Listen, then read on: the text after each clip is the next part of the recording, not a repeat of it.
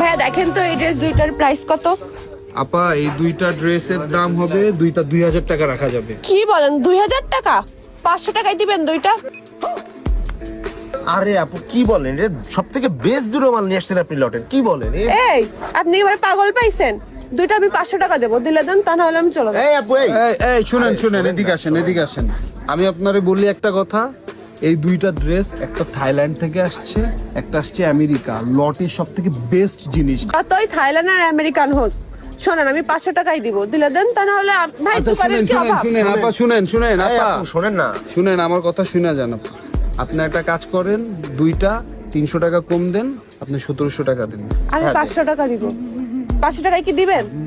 আচ্ছা শুনেন, 1500 টাকা দেন। 500 টাকায় দিবেন? 500 টাকা দিবেন? আর 200 টাকা দেন, 700 টাকা আমি দেন। 500 টাকাই দিব, লাস্ট।